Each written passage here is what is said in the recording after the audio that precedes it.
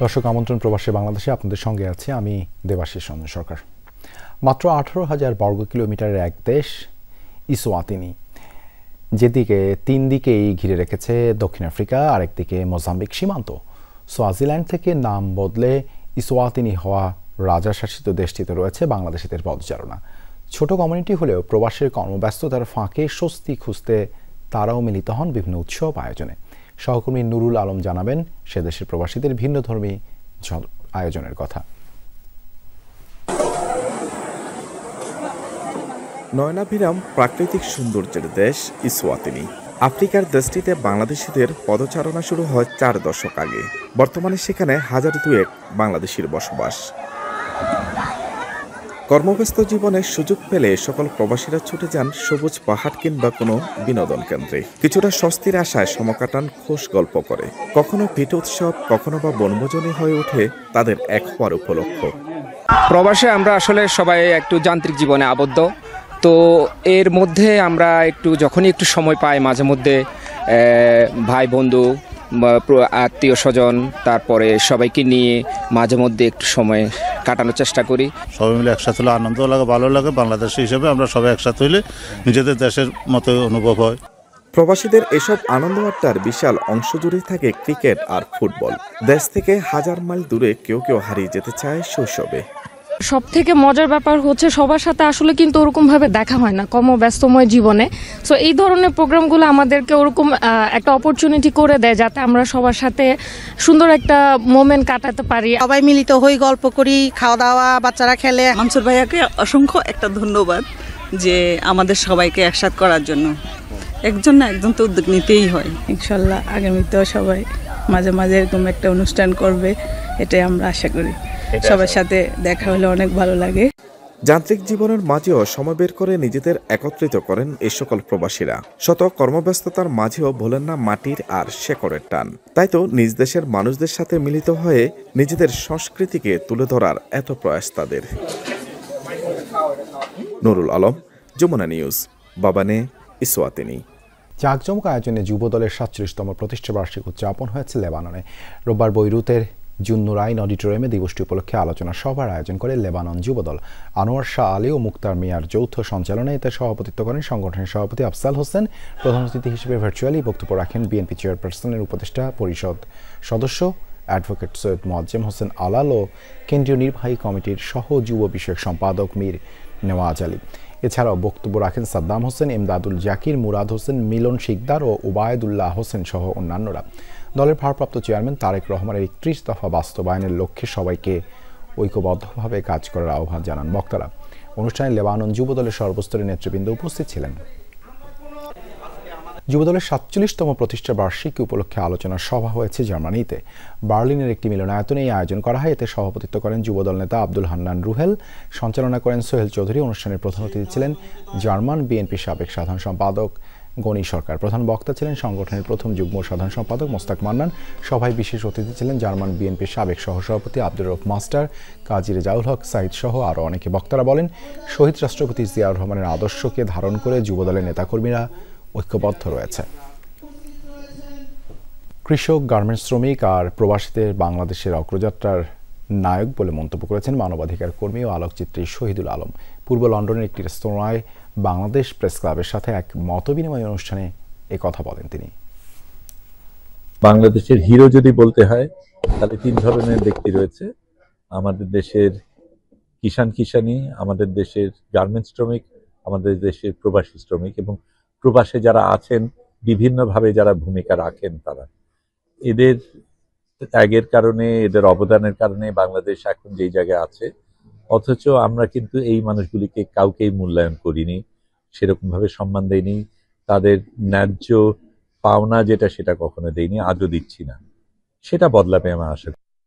ব্রিটেনে বাংলাদেশিদের সাফল্যের ধারাবাহিকতায় এবার নতুন অধ্যায় যুক্ত হলো। রাজার প্রতিনিধি হিসেবে গ্রেটার ম্যানচেস্টারের ডেপুটি লেফটেন্যান্ট নিয়োগ পেয়েছেন ওল্ডহ্যামে বসবাসকারী সিলেটের বিশ্বনাথের আলী আকবর ওবি। তার সম্মানে ওল্ডহ্যাম কাউন্সিলের মেয়র কাউন্সিলর এডি মোটসদের কার্যালয়ে এক সংবর্ধনার আয়োজন করা হয়। এতে উপস্থিত ছিলেন deputy leader councillor Abdul Jabbar MBE ও সাদিকুর রহমান সহ অন্যান্যরা। শুরুতে অতিথিকে নিয়ে কাউন্সিল চেম্বার পরিদর্শন করেন মেয়র। পরে সম্মাননা ক্রেস্ট প্রদান করা হয়। ডেপুটি লেফটেন্যান্ট হিসেবে নিয়োগ পাওয়ায় পরিবার ও কমিউনিটির প্রতি কৃতজ্ঞতা প্রকাশ করেন আলী আকবর ওবি। নতুন ডেপুটি লেফটেন্যান্টের সাথে একত্রে কাজ করার প্রত্যয় ব্যক্ত করেছেন মেয়র এডি মোর্স। অভিবাসী শ্রমিকদের জন্য কাতারে আয়োজন করা হয়েছে ওয়ার্কার্স কাপ 2025। ফিফা অনূর্ধ্ব-17 বিশ্বকাপ ফুটবলকে সামনে রেখে আয়োজন করা হয়। এর আয়োজন করেছে কাতার শ্রম মন্ত্রণালয়। এই টুর্নামেন্টে 17টি দেশ অংশগ্রহণ করেছে।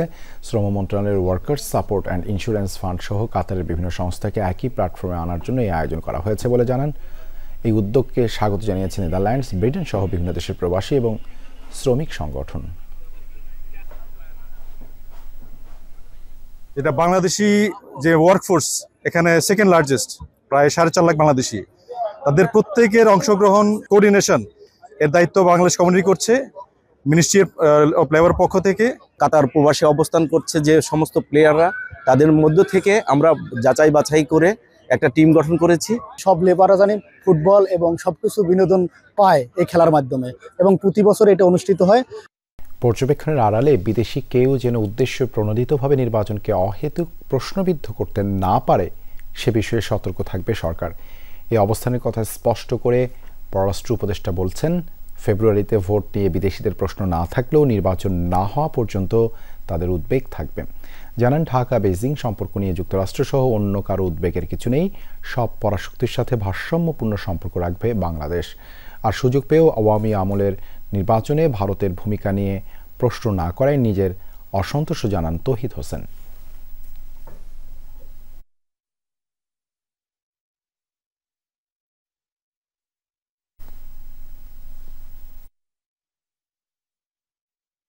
জন্য অপেক্ষা করছি।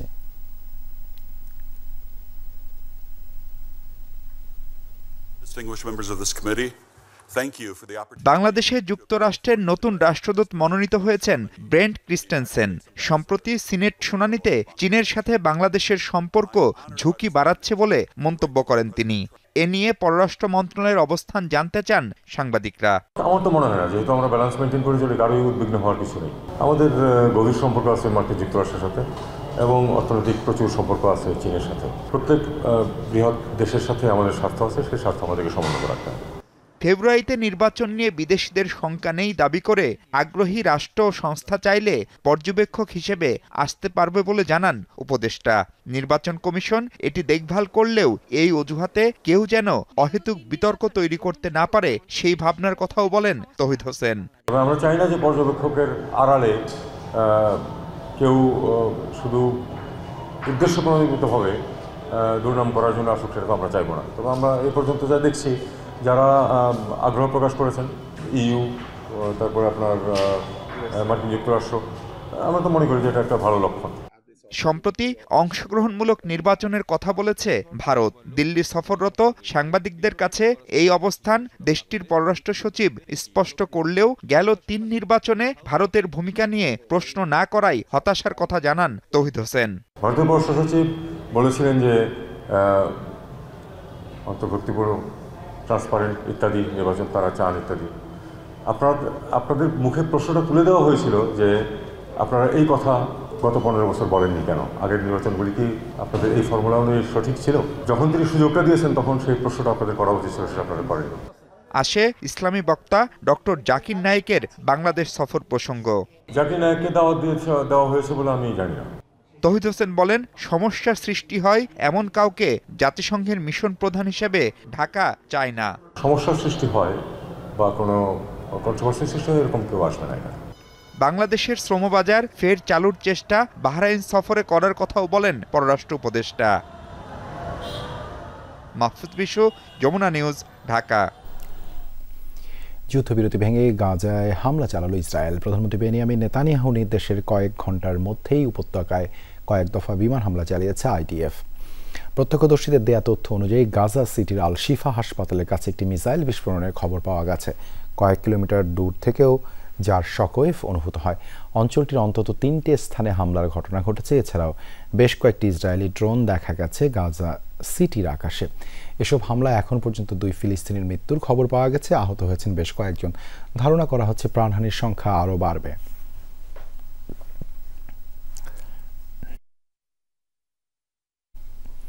এর আগে গাজায় তাৎক্ষণিকভাবে শক্তিশালী হামলার নির্দেশ দেন ইসরায়েলের প্রধানমন্ত্রী বেনিয়ামিন নেতানিয়াহু। হামাসের বিরুদ্ধে যুদ্ধবিরতি লঙ্ঘনের অভিযোগ তুলে এমন নির্দেশ দেন তিনি। প্রধানমন্ত্রীর কার্যালয় থেকে প্রকাশিত এক বিজ্ঞপ্তিতে বিষয়টি জানানো হয়। নির্দেশনাটির পর আবারও গাজার যুদ্ধবিরতির স্থায়িত্ব নিয়ে দেখা দিয়েছে শঙ্কা আর অনিশ্চয়তা।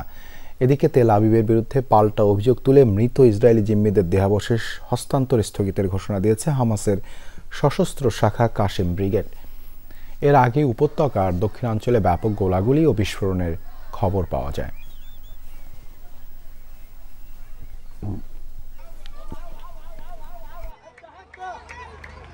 ঘূর্ণিঝড় মন্থার প্রভাবে ব্যাপক বৃষ্টি আর প্রবল ঝড়ো হাওয়া শুরু হয়েছে ভারতের অন্ধ্রপ্রদেশের উপকূলীয় অঞ্চলে। রাজ্যের 19 জেলায় রেড অ্যালার্ট জারি করেছে দেশটির আবহাওয়া বিভাগ। এছাড়া তামিলনাড়ু, তেলেঙ্গানা, কেরালা ও কর্ণাটকে জারি করা হয়েছে সতর্কতা। সেখানে মধ্যম থেকে ভারী বৃষ্টিপাতের আশঙ্কা করা হচ্ছে। এসব রাজ্যে ভূমিধসের সংখ্যায় 25টি দুর্যোগ মোকাবেলা দল মোতায়েন করা হয়েছে। প্রস্তুত রাখা হয়েছে আরও 20টি দল। এরই মধ্যে 35টির বেশি ফ্লাইট বাতিল করা হয়েছে। বন্ধ রয়েছে ট্রেন চলাচল। বঙ্গোপসাগরের দক্ষিণ পূর্ব ও দক্ষিণ পশ্চিম এলাকায় গভীর নিম্নচাপের কারণেই সৃষ্টি হয় ঘূর্ণিঝড়ের। এটি ঘন্টায় সর্বোচ্চ 90 থেকে 110 কিলোমিটার বেগে আঘাত হানতে পারে ভারতের উপকূলীয় এলাকায়। মন্থার প্রভাবে বাংলাদেশের উপকূল এবং উত্তরাঞ্চলে বৃষ্টির পূর্বাভাস দেয়া হয়েছে। 5 বছরেরও বেশি সময় বন্ধ থাকার পর আবারও ভারত ও চীনের মধ্যে সরাসরি ফ্লাইট শুরু হয়েছে। সোমবার কলকাতা থেকে একটি ফ্লাইট অবতরণ করে চীনের গুয়াংডং প্রদেশে। এর আগে করোনা মহামারী ভয়াবহ রূপ নিলে দেশ দুটির মধ্যে সরাসরি বিমান চলাচল বন্ধ হয়ে যায়। এরপর আর তা চালু হয়নি।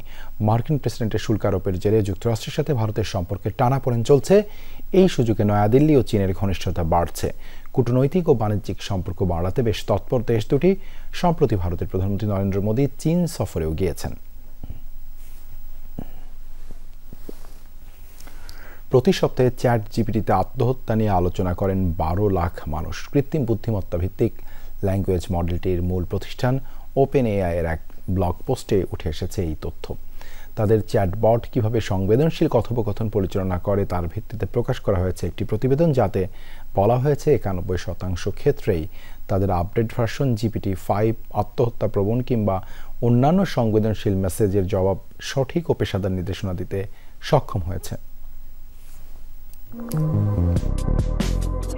প্রযুক্তি বিপ্লবের নতুন সংযোজন কৃত্রিম বুদ্ধিমত্তা ভিত্তিক ল্যাঙ্গুয়েজ মডেল চ্যাটজিপিটি। ক্রমেই বিভিন্ন তথ্যের জন্য এই চ্যাটবটের ওপর নির্ভরতা বাড়ছে মানুষের। এমনকি সিদ্ধান্তহীনতায় ভোগা অনেকেই নানা পরামর্শের জন্য দ্বারস্থ হন এই প্রযুক্তির। চলতি মাসের শুরুতেই ওপেন এআই এর সিইও জানান, চ্যাটজিপিটির সাপ্তাহিক ব্যবহারকারীর সংখ্যা এখন 80 কোটি। প্রতিষ্ঠানটির ব্লগ পোস্টে এবার পাওয়া গেল উদ্বেগজনক তথ্য, যেখানে বলা হয়েছে প্রতি সপ্তাহে অন্তত 12 লাখ ব্যবহারকারী আত্মহত্যা সম্পর্কিত মেসেজ পাঠান চ্যাটজিপিটিকে, যা মোট ব্যবহারকারীর 0.15%। কৃত্রিম বুদ্ধিমত্তার চ্যাটবটের সাথে আত্মহত্যার পরিকল্পনা কিংবা প্রবণতা নিয়ে আলোচনা করেন তারা। চ্যাটজিপিটি সংবেদনশীল কথোপকথনের প্রতিক্রিয়া কিভাবে দেয় তার বিশ্লেষণ তুলে ধরা হয়েছে ওই ব্লগ পোস্টে। চ্যাটজিপিটির নতুন সংস্করণ GPT-5 এর অন্তত 1000 চ্যাট বিশ্লেষণের পর ওপেন এআই জানিয়েছে, এসব সংবেদনশীল মেসেজের জবাবে 91% ক্ষেত্রেই পেশাদার আচরণ করে চ্যাটজিপিটির বিভিন্ন টুল। বাকি 9% ক্ষেত্রে মেলে অনাকাঙ্ক্ষিত উত্তর, যা আত্মহত্যা প্রবণদের মানসিক স্বাস্থ্যকে মারাত্মক ঝুঁকিতে ফেলতে পারে। বাস্তবসম্মত পরামর্শদাতা হিসেবে চ্যাটজিপিটিকে আরও নির্ভরযোগ্য হিসেবে গড়ে তুলতে 170 জন মানসিক স্বাস্থ্য বিশেষজ্ঞের সঙ্গে আলোচনা চলছে বলে জানিয়েছে ওপেন এআই। এর আগে 16 বছর বয়সী মার্কিন এক কিশোরের আত্মহত্যার ঘটনায় চ্যাটজিপিটির বিরুদ্ধে মামলা করেছিলেন এক দম্পতি। অভিযোগ, তাদের সন্তানকে আত্মহননের পথে উস্কে দিয়েছিল চ্যাটজিপিটি। মোস্তফা মাহমুদ, যমুনা নিউজ। এই ছিল প্রবাসী বাংলাদেশের আয়োজনে। এতক্ষণ সাথে থাকার জন্য ধন্যবাদ।